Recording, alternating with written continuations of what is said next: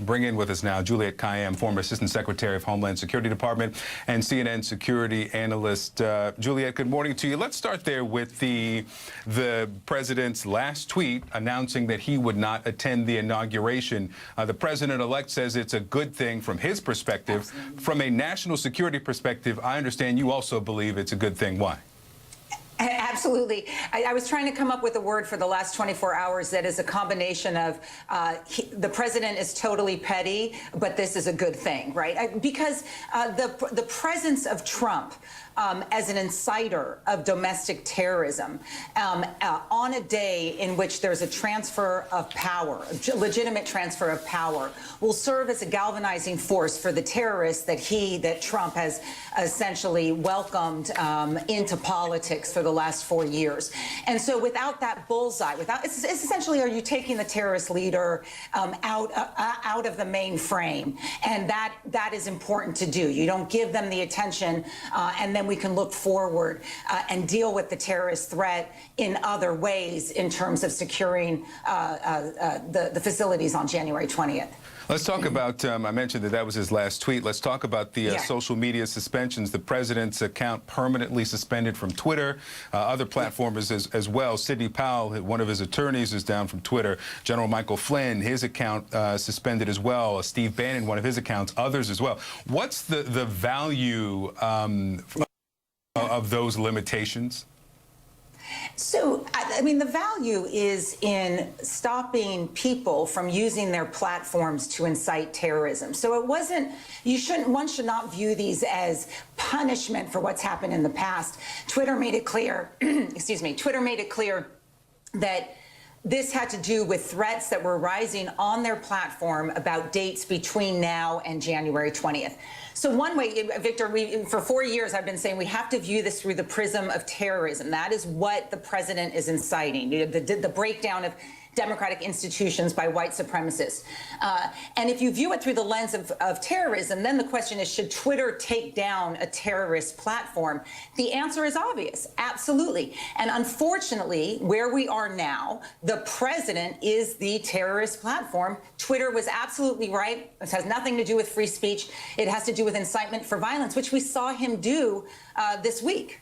I just imagine the president now has lost this platform on Twitter, right? He's losing cabinet members. He's losing other members of the administration. There are Republicans who, for a while, have been the most staunch supporters, i.e.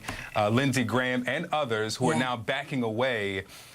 Again, from a national security perspective, the next few days you would describe as what?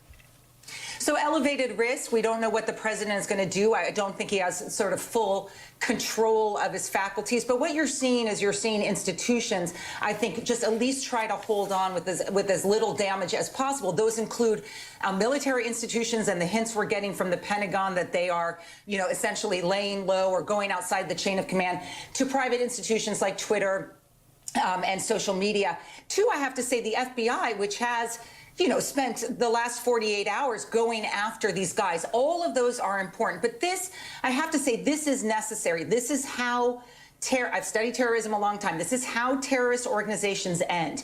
They end by a combination of, lack of leadership, loss of elections, or loss of land, as you might say in Georgia, loss of a platform. Because what you want to do is you want to make it more difficult for them to be successful in their movement.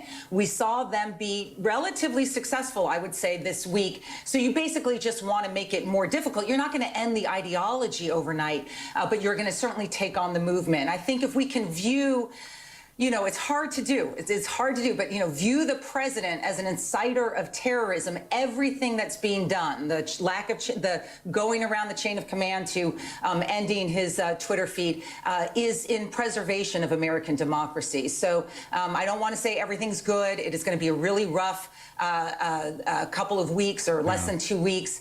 But this is necessary. This is necessary to end what this president wrought on our democracy. It just is. Let me wrap here with this letter to colleagues in the House. Speaker Pelosi informed them that she spoke to Chairman of the Joint Chiefs of Staff, Mark Milley, to discuss the available precautions for preventing an unstable president from initiating military hostilities or accessing the launch codes and ordering a nuclear strike.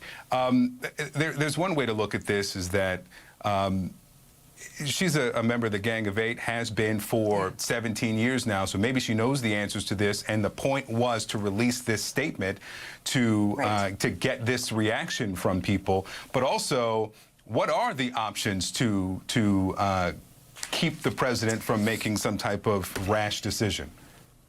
So the option is the famous Pentagon slow rule that anyone who has been in government knows, which is the Pentagon will say, we absolutely can do this. And if they kind of don't want to do it, they'll slow roll it till January 20th. I don't love this. I don't think it's great. But the chain of command has been broken. Miley has made it clear his communications are with the vice president. He did not throw Nancy Pelosi under the bus for that release. So while he may not have condoned it, he certainly has no problem with her making it known that she also is engaged in stopping the military.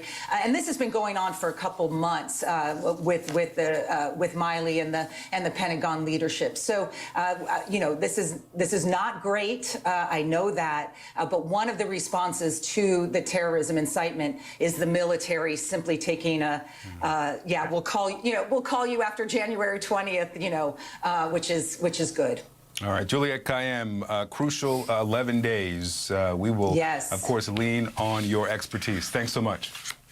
Thank you. Good morning. Christy.